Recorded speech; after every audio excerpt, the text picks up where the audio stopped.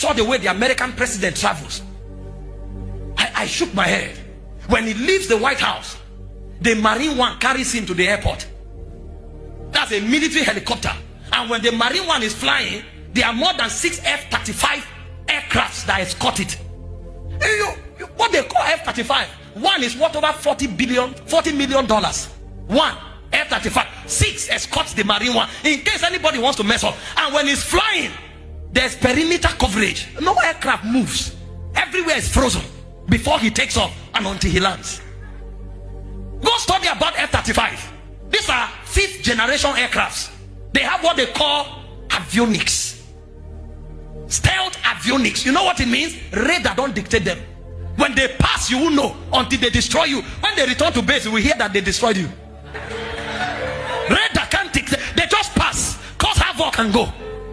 And then when he gets to the airport, he enters the Air Force One. They escort. Now, any nation he's going, all his cars, the C-25 Globemaster carries them.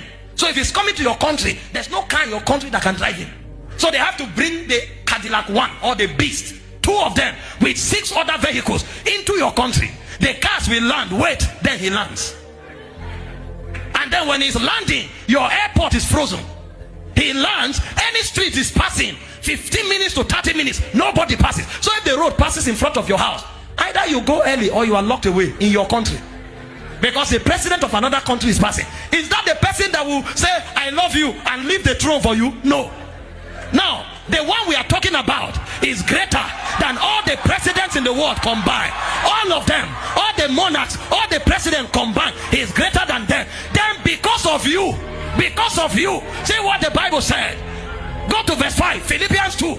If we have the message, let's read it. Because of you, the one greater than monarchs, greater than presidents, because of you, the Bible said, think of yourselves the way Christ thought of himself. He said, verse 6, please help me fast. He had equal status with God, but didn't think so much of himself that he had to cling to the advantages of that status no matter what.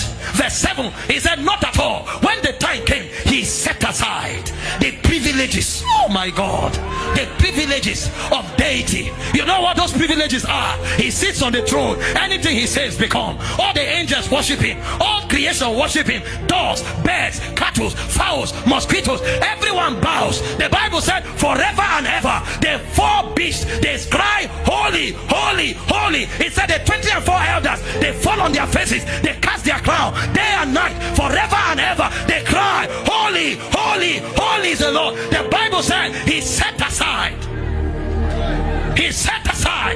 the throne of heaven. He set aside the worship of God. He set aside the power of deity. He set aside because of who? Because of me, the privileges of deity. And he didn't just set aside, he said he took the status of a slave. He didn't just become a human, he became a slave among men. Oh my God, how can the King of Kings become a slave? How can the creator of the earth become a slave among creation? He became a slave, and not just a slave. The Bible said he died the death of a criminal. He died like a criminal, naked before his mother. Oh, when they came to arrest him, he told Peter, put your sword aside. If I wanted, now I can cut 12 legions. I can cut 12 legions. So he could cut 12 legions, but they set it aside. They arrested him. You arrest the master, you arrest the King of Kings. Jesus said, this commandment I have received from my Father. He said, no man taketh my life from me. I have the power to lay it down and to take it up. He allowed himself. You know, when he came to them, he said, whom seek ye? They said, Jesus of Nazareth. He said, I am he. They went back and fell, but he surrendered. They spat on him, they pulled his hair, they beat him, they kicked him. Oh, you need to see what happened to him. Do we have the picture? Where is the media? Show me where they tied him to the pillar. The naked God, they pulled God's garment, they tied God to a pillar, and they were wiping him. The canes they used to flog him, they had bones, they had chisels. Go to the one where they tied him to the pillar. When they flogged him, his skin pulled out. That's God. When you watch Mel Gibson, they tie clothes on him, he was naked.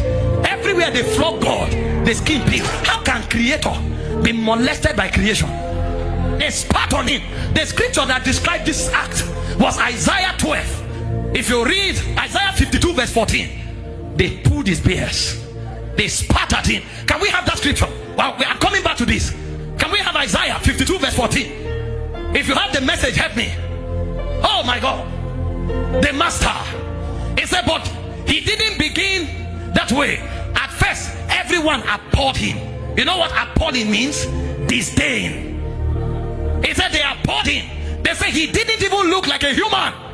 When they finished dealing with him, even a pig looked better than him. They ruined his face. They disfigured him beyond recognition. So when they finished punishing him, when you saw him, you asked, what creature is this? What is this animal?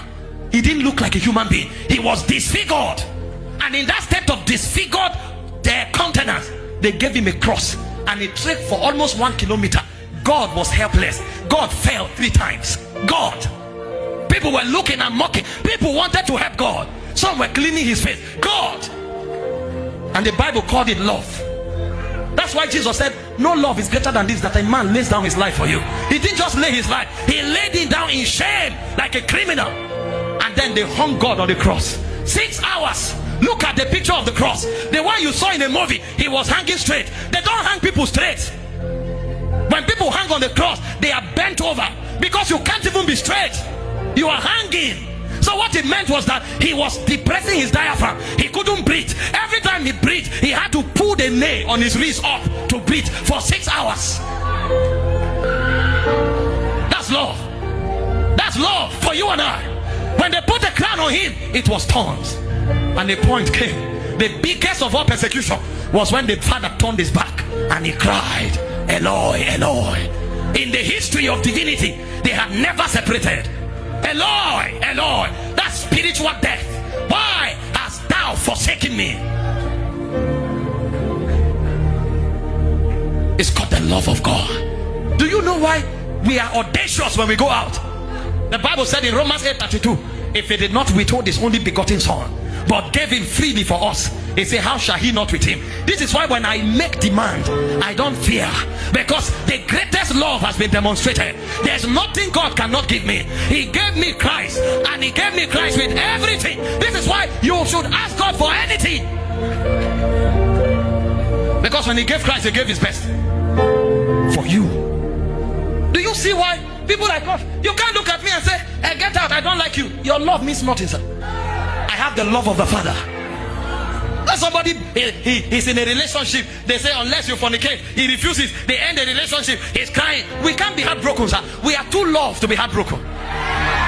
Too loved, too loved, too loved to be heartbroken. Too loved. You sacked me from a job, I'm not crying, sir. I'm too loved. You lost me. It's a revelation of the cross. This is what I mean to God. God can endure shame for me. God can endure death for me. God can endure disgrace for me. He loves me with an everlasting love.